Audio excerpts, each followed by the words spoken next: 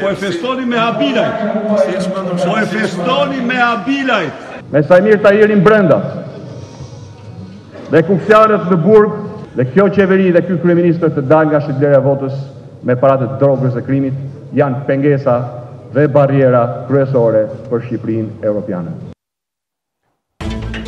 Basha shprehet se nuk ka integrim në BE me këtë qeveri. Rama akuzon për lobim kundër Shqipërisë opozita lë sallën si kundërshtim ndaj pranisë së ish-ministrit Sajmir Tahiri.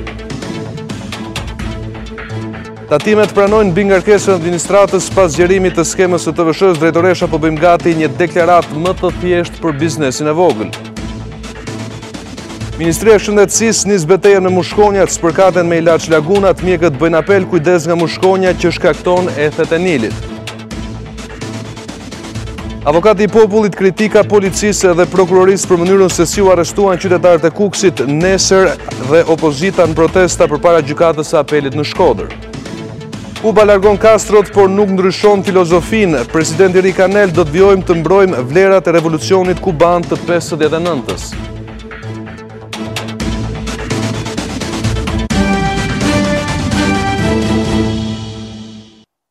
Të nderuar shikues, mirëmbrëma, jemi me edicionin qendror të lajmeve këtu në Radio Televizionin Ora News. Do të vjojmë menjëherë me zhvillimet kryesore. Negociatat janë vetmja shpresë e Shqipërisë për të patur shtet të drejtë. Kjo ishte fjala e kryetarit Partisë Demokratike Lulzim Basha përpara se opozita të braktiste kuvendin.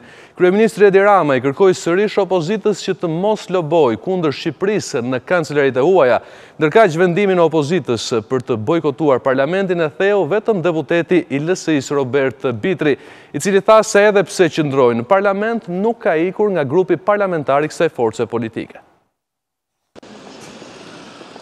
Opozita erdhi në parlament vetëm për fjalimet e kryetarit të Partisë Demokratike Lulzim Basha dhe asaj të LSI Monika Kryemalli. Ata u shprehen se hapja e negociatave është vetmja rrugë që Shqipëria të ketë institucione të besueshme. Duke drejtuar gishtin nga Sajmir Tahiri, i cili u rikthye në parlament pas 6 muajsh, Basha u shpreh se me të në sallën e parlamentit dhe me kuksianët në burg, rrezikohet hapja e negociatave.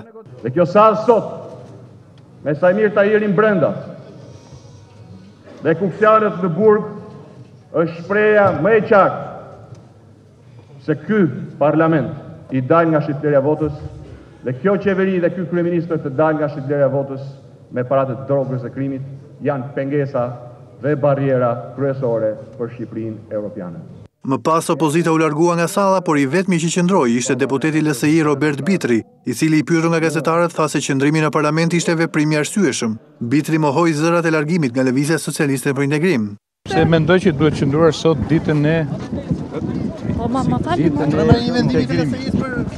integrimit, Jo, s'ka asgjë. Ka një kalim vetë grupit PS-s? Jo.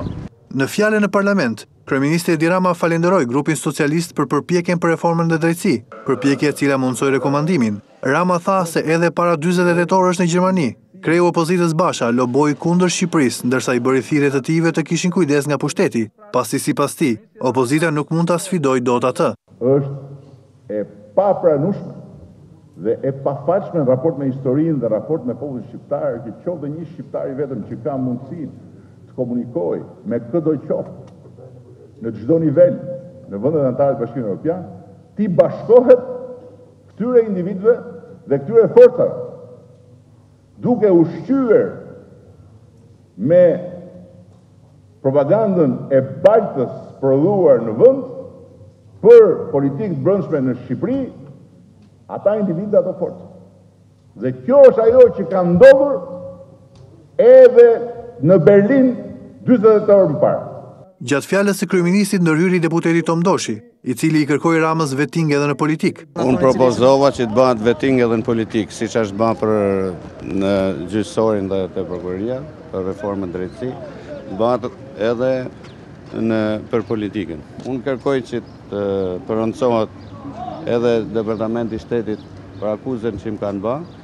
Unë ju garantoj ju që nëse bëhet vetting në politikë, nuk met as gjysa në parlament. Në fund të seancës, majoranca votoi ligjin e rendit të ditës dhe nuk miratoi kërkesën e Partisë Demokratike për të ndryshuar me ligj prokurorin e përgjithshëm. Sajmir Tahiri u rikthye në parlament dhe i pari me të cilin u përball ishte ish kryeministri Sali Berisha. I shefi ekzekutivit e filmoi Tahirin tek sapatën edhe një bisedë të shkurtër, ndërsa për mediat, Berisha tha se prania e tij në parlament rrezikon negociatat. Nga ana tjetër, ish ministri i Brendshëm u shpreh se pret drejtësinë të veprojë dhe se intereson vetëm me vërteta, ndërsa dha edhe një mesazh duke përdorur fjalët e kryeministrit Edi Rama në kohën kur ky fundit ishte kryetar bashkie. Pas 6 muajsh, Samir Tahiri u rikthye në kuvend për të mos humbur mandatin e deputetit. Prania e tij në sallën e parlamentit nuk mund të kalonte pa u vënë re nga ish kryeministri Sali Berisha, i cili bëri dhe një video. Po e festoni me habilajt. Po e festoni me habilajt. Si e çmendur shumë. Ja pra. Si e çmendur shumë. U fut shpirti, e ti që bëri Edi Ramës di apo jo? Po s'fole ti nxora dosjen i tha, ja ku e keni. Ja ku e keni dëshmi e pemut kryeministrit tuaj. Ja ku e keni. Ja ku e keni. Dje ishte me gazdebin Fadil. Pyete çfarë i tha gazit ky. Dhe dash pezësh. Pyete praks. Berisha për mediat u shpreh se Rama po e feston rekomandimin për hapjen e negociatave me Samir Tahirin dhe për këtë hapja e tyre është në rrezik. Edvin Kristaq Rama po e kremton me Samir Trafikun raportin pozitiv të Komisionit Evropian. Me këto qëndrime, absolutisht kërcënon, po ja u them këtu, kërcënon në mënyrë shumë serioze hapjen e negociatave këtë vit. Ndonë se kishte regjistruar emrin për të folur në parlament, Samir Tahiri nuk e mbajti fjalën pasi donte të fliste kur opozita ishte në sallë. Se nuk ishte opozita. S'ka sens. Sa për frikën nga drejtësia, ish ministri i Brendshëm duke cituar një shprehje të kryeministrit Rama në kohën kur ishte kryetar bashkie, tha se nuk do ta pengoj njeri dhe se e vërteta është ajo që i intereson. As më mbron njeri dhe as dua njeri të më mbroj. Për mua ka vlerë e vërteta dhe nuk ka vlerë askush që nuk mund të ose ta them ndryshe mund të më pengoj në rrugën time për të bërë drejtësi. Nuk e besoj që do ketë dhe birë nëna dhe birë kurve që do më pengoj. Kjo shprehje u pasi një mesazh i koduar për të cilën Tahiri bëri edhe një status në Facebook, në të cilin shkruante se nuk duhet i çonte mesazh askujt, pasi është njeri i drejt për drejt dhe do pres drejtësinë me durim. Kush e ka marrë heshtjen time për dorëzim është gabuar, është vetëm respekt për drejtësinë. Këtë rrugë do të ndjek me durim, as më duhet i çoj mesazh njeriu, dhe po të kem, jam nga ata që i bëj drejt për drejt. Më intereson vetëm e vërteta dhe drejtësia, askush dhe asgjë tjetër, dhe nuk do të ndalem, shkruante në Facebookun e tij Samir Tahiri. Sipas Institutit të Studimeve Politike, marrëveshja e vitit të kaluar, pavarësisht se evitoi krizën politike, nuk e mbrojti votën nga korruptimi. Raporti evidenton se pavarësisht se kishte denoncime për korrupsion zgjedhor, asnjë nga këto raste nuk u hetua. Pavarësisht marrëveshjes politike në emër të ndalimit të blerjes së votës, duket se fenomeni që nuk mungon në asnjë zgjedhje nuk është ndalur as në vitin 2017. Sipas një raporti të Institutit të Studimeve Politike, marrëveshja zgjidhi vetëm krizën e momentit, por jo korrupsionin zgjedhor. Modeli që ne eksperimentuam nga maji në shtator ishte një model unik. Por në fakt, opozita ka thënë që zgjedhjet i kam njohur si legjitime, por nuk kam njohur produktin dhe cilësinë e zgjedhjeve për shkak blerjes së votës dhe problematika të tjera të ngritura prej saj. Marrëveshja sipas Krasniqit solli veprime që qua në shkeljen e kushtetutës në rastin e zgjedhjes së kreut të KQZ-s dhe avokatit të popullit. U votu ministrat dhe votuan kryetari i KQZ-s dhe avokati i popullit. Janë tërësisht në shkelje të kushtetutës. Pati dy lloj shkarkime, zyrtarë që apozuan dhe shkon 181 numri i zyrtarëve, nivele të ndryshme. Pati zyrtarë të cilët ishin marrë me kontratë për zgjedhje dhe ju ndërprej kontrata dhe shkonte 3600. Por dhe Instituti Shqiptar i Shkencës, që është pjesë e këtij studimi, ka vërejtur se nga 185 raste të korrupsionit zgjedhor nuk ka patur ndëshkime, ndërsa qasjet më problematike janë Shkodra, Lezhë dhe Dibra. Zgjedhjet e 2017-s, numri ishte vetëm 185. Por ndërkohë, raportimet vinin me fakte diskrete dhe shumica prej tyre vinin me audio, pra me regjistrime audio apo me regjistrime filmike video. Shoqëria civile përjashton mundësinë që në zgjedhjet e afërta lokale të krijohet mundësi votimi për emigrantët, ndërsa votimi elektronik sipas tyre do të pilotohet në disa zona.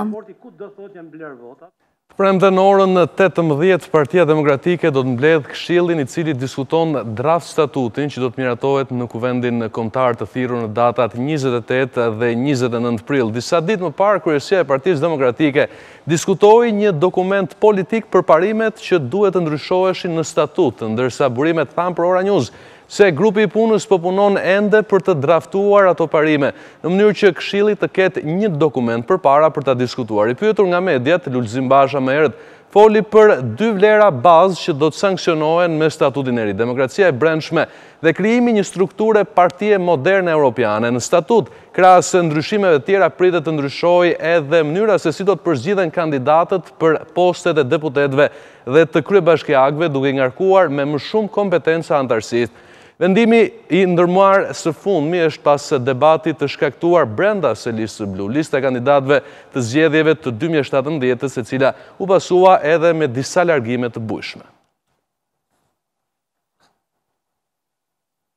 Ndërkaq, Drejtoria e Përgjithshme e Tatimeve ka vlerësuar si të drejtë shqetësimin e Bankës Botërore dhe Fondit Monetar Ndërkombëtar për tërheqjen e vëmendjes nga biznesi I madh, si pasojë e zgjerimit të skemës së TVSH-s, por ka theksuar se institucioni që ajo drejton ka staf të mjaftueshëm. Gjatë një vizite në zyrat e tatim paguesve, Vasilika Vjero u shpreh se po hartohet një deklarate thjeshtuar për t'i ardhur në ndihmë biznesit vogël.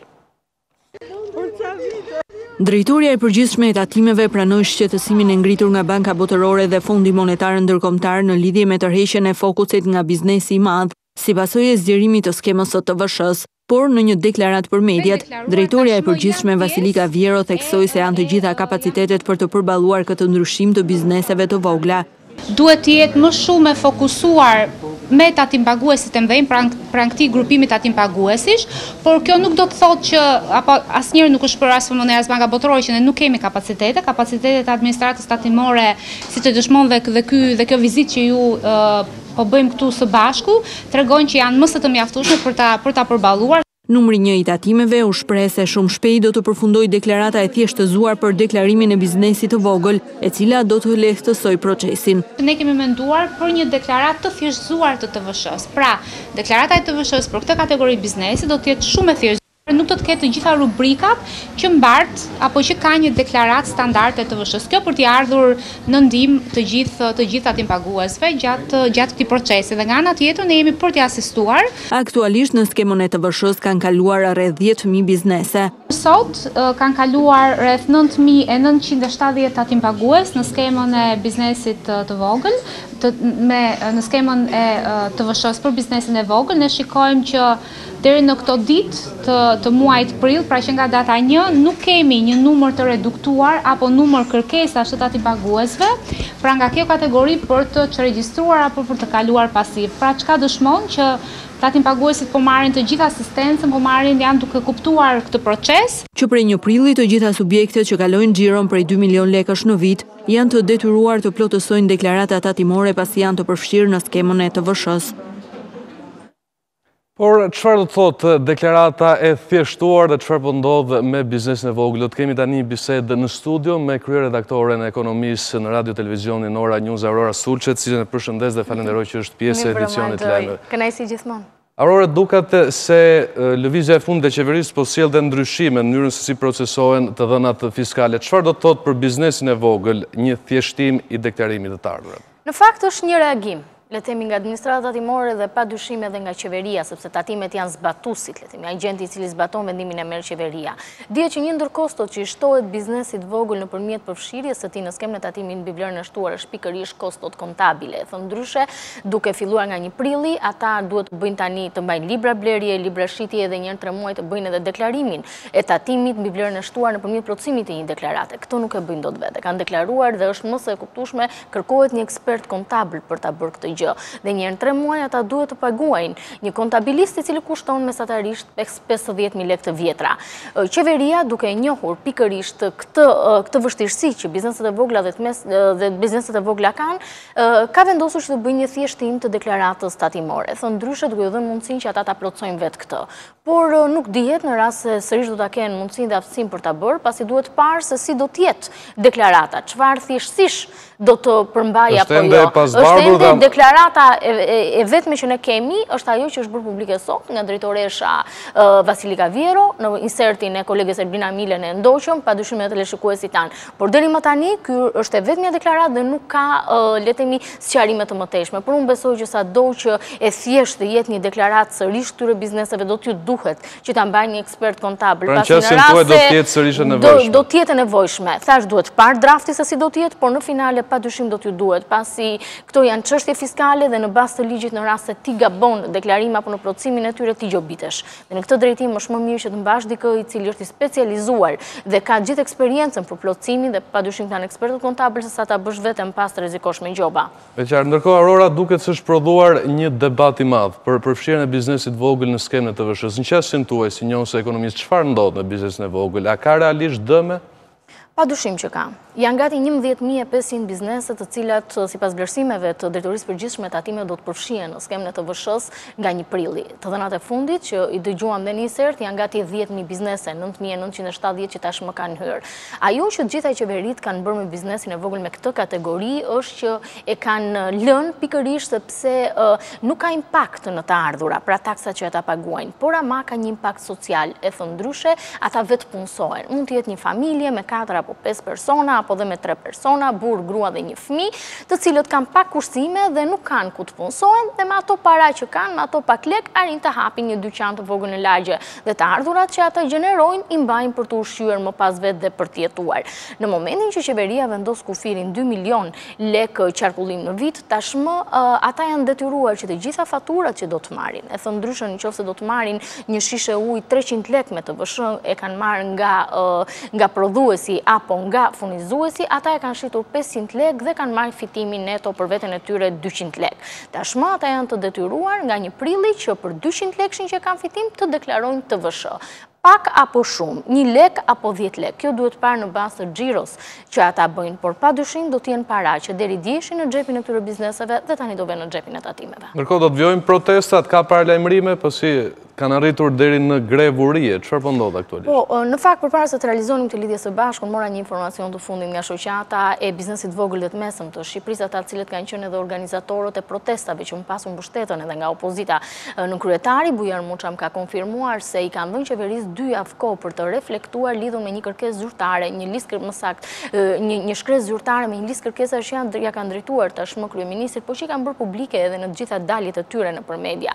Ku kërkesa kryesore padyshim është përjashtimi i tyre nga skema e TVSH-s, që tashmë është fakt që nga 1 prilli gati prej 19 ditësh ata janë përfshirë në skemën e TVSH-s. Në rast se qeveria nuk reagon ashtu siç ata presin, atëherë do të përshkallëzohen protestat. Sipas afatit, ishte 2 javë nga dita e fundit që është zhvilluar protesta, që nënkupton edhe javës tjetër do të jetë kohë reflektimi e më pas shoqata deklaron se do të ketë një përshkallëzim të qëndrimit të tyre. Në deklaratë Ministri Ametaj duket se nuk është lëkundur pavarësisht paralajmërimeve. Mendon se do të ketë një reagim në ditën e vijim duke parë dhe deadline-in që është vendosur? Jo, ajo që unë po kuptoj është që qeveria po gjen forma për ta ndihmuar biznesin, por nuk ka tërheqje nga qëndrimi për sa i përket përfshirjes në skemën e tatimit mbi vlerën e shtuar. Ajo që është deklaruar nga qeveria tashmë është që kjo nismë do merret pikërisht për të formalizuar ekonominë, është vetëm një mënyrë për të kontrolluar të mëdhenj në momentin që të vegjël nuk marrin fatura. Ajo që ministri i financave Erben Ahmetaj gati disa orë më parë deklaroi gjatë një takimi me shoqatën e ndërtuesve, pasi kanë nisur kështu edhe konsultimet publike. Ka një pak në gjithë kjo situatë ka dhënë një të mirë. Qeveria po ulet me biznesin, por zhvillon këto konsultimet që nuk i kishin parë prej vitesh për sa i përket paketës fiskale 2019, pjesë e tryezave do të jetë edhe me biznesin e vogël, pak nësa ishte njoftuar në deklaratën për shtyp, dhe ministri Ahmetaj i bëri të ditur aty që do të ketë disa lehtësia në ardhshme për biznesin. Pra qeveria po gjen forma të tjera për ta lehtësuar këtë kategori dhe këta lloj tatim paguesish, pa u tërhequr nga nisma e saj për mospërfshirje në skemën e TVSH-s. Itet për biznesin e vogël, por debati është i madh. Aurora, të falenderoj edhe një herë për prezencën. Kënaqësi gjë. Nderuar shikues, ne ecim më tej, flasim për zhvillimet nga arena ndërkombëtare. Kancelaria Merkel ka pritur në Berlin presidentin francez Emmanuel Macron, me cilin kanë folur mbi të ardhmen e Europës. Të dy liderët janë pajtuar me idenë se BE-ja ndodhet përpara nevojës për reformim. Ndërkaq, Merkel ka paralajmëruar vendime të rëndësishme në qershor, të cilat sipas saj do t'i japin përgjigje edhe shqetësimeve të qytetarëve evropian. Ky takim në zonën e rikonstruksionit të pallatit të Berlinit ka qenë simbolika e përdorur nga kancelarja Angela Merkel për të pritur presidentin e Francës Emmanuel Macron, me të cilin ka diskutuar mbi reformimin e Europës si dhe përpjekjeve për të rijetësuar kontinentin. Liderët e dy prej vendeve më të fuqishme të BE-s kanë diskutuar për një sër çështjesh me rëndësi, përfshirë ekonominë, azilkërkuesit, si dhe ruajtjen e vlerave që përfaqëson kontinenti i vjetër. Në fjalën e saj, kancelarja Merkel theksoi rëndësinë e marrjes së vendimeve të rëndësishme. Ne kemi vendosur që të marrim vendime të rëndësishme në samitin e BE-s në qershor, të cilat lidhen me rijetësimin e Europës dhe dhënien e përgjigjeve ndaj pyetjeve që kanë njerëzit. Duam gjithashtu një marrëveshje për çështjen e azilkërkuesve, me qëllim që të mbrojmë lëvizjen e lirë. Nga ana tjetër, presidenti Macron fokusua më shumë tek çështjet ekonomike, duke u shprehur se është mjaft e rëndësishme që të ketë përpjekje për të reformuar eurozonën. Sipas tij, qytetarët kanë nevojë për stabilitet dhe prosperitet ekonomik. Macron vlerësoi partneritetin strategjik me Shtetet e Bashkuara, por u shpreh gjithashtu se është e rëndësishme që të mbrohen praktikat e Organizatës Botërore të Tregtisë. Afati i vendosur për dorëzimin e formularëve të vettingut i ka vendosur efektivët e policisë së shtetit përpara dy alternativave problematike. Të kërkojnë lirimin nga detyra ose t'i japin të dhënat pasakta duke rrezikuar përjashtimin. Sindikata e punonjësve të policisë i ka shkruar sot një letër ministrit të Xhafaj, por për të mësuar më shumë se çfarë po ndodh, do të kemi një lidhje direkte me kreun e sindikatës së punonjësve të policisë, zotin Sadetin Fishta, cilin e përshëndes. Zoti Fishta, jeni ankuar se flitet në fakt për një afat relativisht të shkurtër dhe se nuk ka kohë për të paraqitur dokumentacionin e nevojshëm për vettingun në radhë të policisë. Çfarë ka ndodhur konkretisht dhe çfarë keni kërkuar nga ministri Xhafaj? Mirëmbrëma. Sot Sindikata Punonjësve të Policisë dorëzoi një kërkesë ministrit Xhafa në lidhje me shtyrjen e afatit të procesit të vettingut, sidomos të dorëzimit të 3 formularëve, deklarimit pasurisë edhe 2 formularëve të tjerë, pasi koha për cilën kërkon ligji për ta realizuar deklarimin e këtyre 3 formularëve, duke pas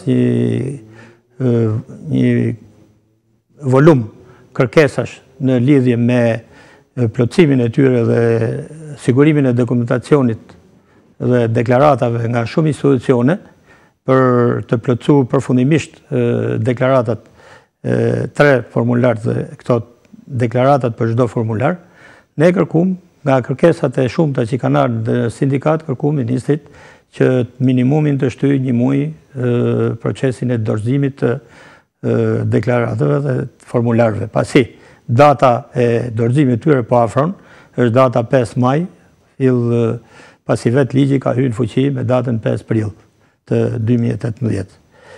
Kjo është një nevojë e domosdoshme, pasi punonjësit e policisë brenda një periudhe kaq të shkurtër, duke pas edhe ngarkesat për realizimin e detyrave të tyre në sektor të caktuar, kanë hasur shumë vështirësi në sigurimin e deklaratave, qofshin nëpërmjet bankave, ashtu edhe në institucionet e tjera shtetërore.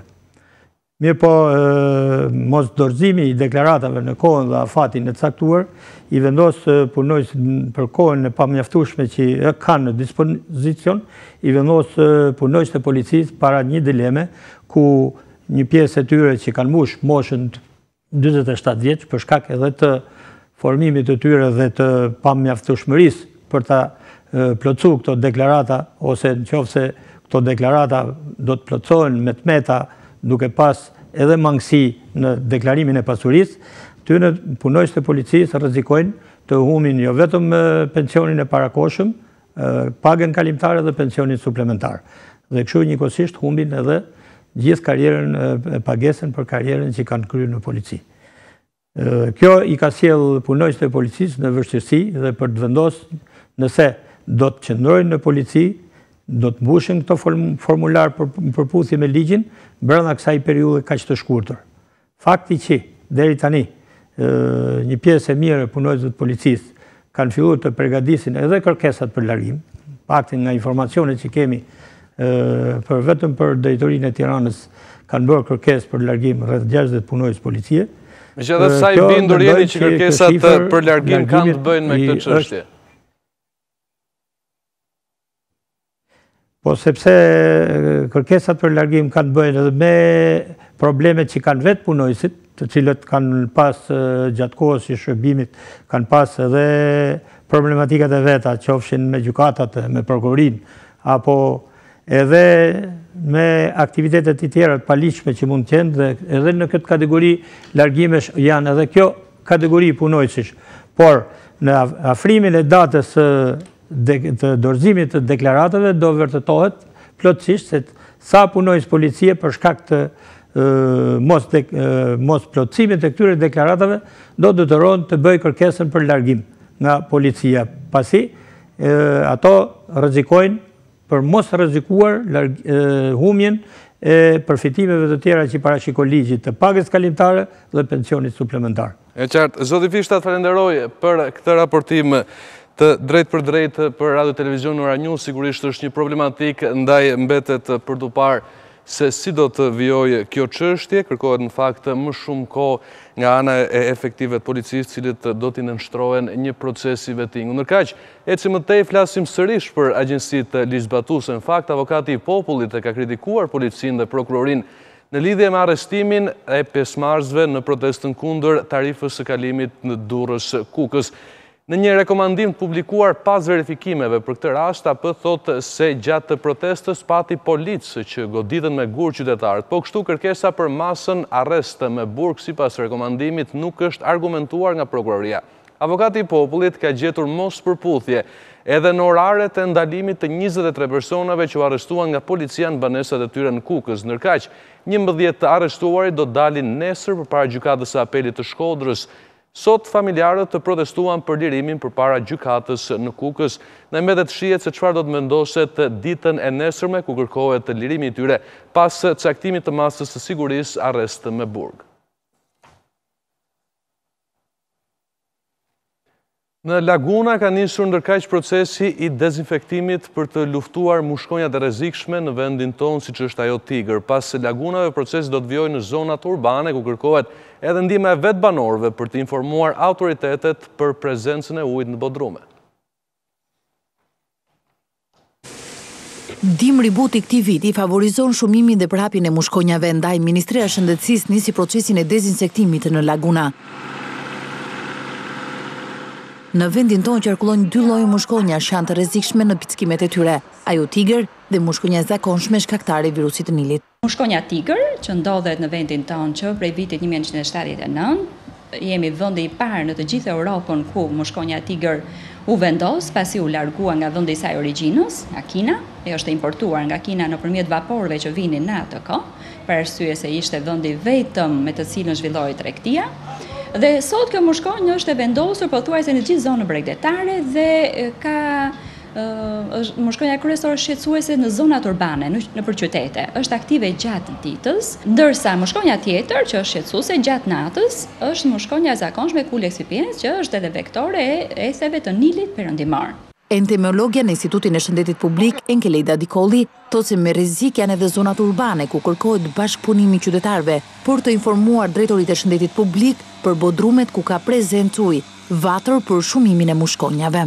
Bëjmë kontrole në bodrumet e identifikuara dhe bëjmë thirrje njerëzve në qoftë se kanë të identifikuara apo janë në dije të bodrumeve që qëndrojnë me ujë në lagjen e tyre të raportojnë pranë drejtorive të shëndetit publik. Por qytetarët dhe nxënësit e shkollave, autoritetet shëndetësore po shpërndajnë edhe materiale informuese. Informacionet që ne japin janë këshilla praktike që nuk kanë në thelb të tyre përdorimin e kimikateve, por edhe i gjithë programi është i bazuar mbi përdorimin e një larvicidi biologjik, Bacillus thuringiensis israeliensis, i cili është specifik vetëm për larvat e moshkonjave. Këlltitet nga larvat e moshkonjave në stadin e 2 dhe 3 dhe çon në intoksikimin e tyre, por është shumë i sigurt për mjedisin dhe për organizmat e tjerë ujor. Ka njësër rekomandimesh që përcjellin autoritetet shëndetësore për të mbajtur në kontroll mushkonjat dhe për të shmangur pickimet e tyre. Sugjerimet janë praktike edhe në ambientet e shtëpisë, si kujdesi me vazut e luleve, vendosja e rrjetave në dritare, zbrazja e enëve me ujë të ndenjur, mos lejimi bodrumeve me ujë, largimi gomave të përdorura të automjeteve dhe kujdesi me lodrat e fëmijëve që përdorin ambient të jashtëm por që mbajnë ujë. Nërka që në Itali vjojnë negociatat mes partive të djatha dhe lëvizjes populiste PSY-et pas rekomandimit presidentit Mattarella, i cili caktoi si negociatore kryetaren e dhomës së kuvendit. Për të mësuar më shumë se çfarë po ndodh në shtetin Qindër, kemi tani një bisedë direkt nga Roma me kolegen tonë Alba Kepi, cilën e përshëndes. Alba, duket se ka një skepticizëm nga ana e lëvizjes PSY-e për të lidhur në koalicion me partitë e qendrës së djathtë. Çfarë po ndodh konkretisht? Po ka përfunduar konferenca e shtypit e liderit të PSY-ve, Luigi Di Maio, i cili ka konfirmuar ato që thatë dhe ju. Pra, ai nuk pranon të qeverisë me koalicionin që nësë djathtë, nuk pranon të ulem në një tavolinë qeverise me Silvio Berlusconi apo me Giorgia Meloni, pranoj të qeverisë vetëm me partin Lidja, me Matteo Salvini. Jam gati dhe të nënshkruaj një kontratë qeverise vetëm me partin Lidja, por nuk mund të lejoj të ulem dhe të qeverisë me Silvio Berlusconi. Pasi nuk ma lejon militantët, nuk ma lejon ato që më ka votuar, nuk ma lejon historia e formimit politik të lëvizjes PSY-e. Duke se gjithçka është kthyer përsëri aty ku kishte mbetur, duke se dhe këto negociata dështuan, gjithçka pritet ditën e nesërme. Pasi negociatoria do të referojë gjithçka tek presidenti i Republikës, i cili më pas do të marrë vendimin. Italianët preset janë të lodhur ende nuk ka një qeveri. Alba, ndërkohë, boshtin e djathtë deri në këto momente e kemi parë të unifikuar, por sa do të zgjasë ndoshta rezistenca e Salvinit? A ekziston mundësia që ai të braktisë të djathtën? Të gjithë shpresoni se mund të ekzistonte, por në daljet e fundit publike duhet thënë se të tre liderët e qendrës së djathtë kanë dalë së bashku dhe duhet thënë se Silvio Berlusconi tashmë që është kthyer në qendër të vëmendjes së politikës italiane. Është ai i cili po vendos veto nëse të formohet qeveria apo jo. Në mënyrë të drejtë ai deklaron se jemi koalicioni fitues, pretendojmë që qeveri të jetë jona. Ajo ashtu siç edhe vendimi i Mattarellës, përse Mattarella lejoi krijimin e një qeverie të koalicionit të djathtë në bashkëpunim me lëvizjen PSY-e. E qartë, ndërkohë, Alba, është përfolur se libri i kryeministrit Kurban do të jetë edhe i botuar në Itali. Çfarë ka ndodhur në këto momente, për çfarë flitet konkretisht? Flitet për një përkthim të librit Kurban të kryeministrit Edi Rama, është një libër i përkthyer nga shtëpia botuese Rubetino, është një shtëpi botuese e cila ka selin në një komunë të vogël në provincën e Catanzaros, në rajonin e Kalabrisë, është një shtëpi botuese e cila nuk është hera e parë që boton një libër të autorëve shqiptar, ka botuar librat të Visargjitit, librat të Fatos Kongolit, librat të Luan Starovës, ka ribotuar Derador, pra është një shtëpi botuese mjaft pranë autorëve shqiptar. Libri del në qarkullim, dhe këtë mund ta konfirmojmë për gjithë publikun e Ora News, del në qarkullim në libraritë italiane më datë 3 maj, por mund të blihet tani online me një çmim 16 euro në botimin e tij klasik apo në një çmim 8,99 euro që është në e-book. Është një libër i cili ka një parathënie të shkruar nga gazetarja e njohur Daria Binjardi, e cila është një gazetare televizive, por që kujtojmë se kryeministri Edi Rama dalën ti publike në një transmision, në një emision italian ka bërë pikërisht në një mision të Daria Binjardi, e cila është një kosizi një autore mjaft e afirmuar. Janë dy përkthyesit e këtij libri, kjo është po ta them në mënyrë ekskluzive, pasi ende nuk dihen, por është Adriana Prizreni dhe studiuesi Raffaele De Giorgi, që është një profesor universitar italian. Pra libri del në 3 maj. E qartë, falenderoj Alba për raportimet më të fundit nga Italia.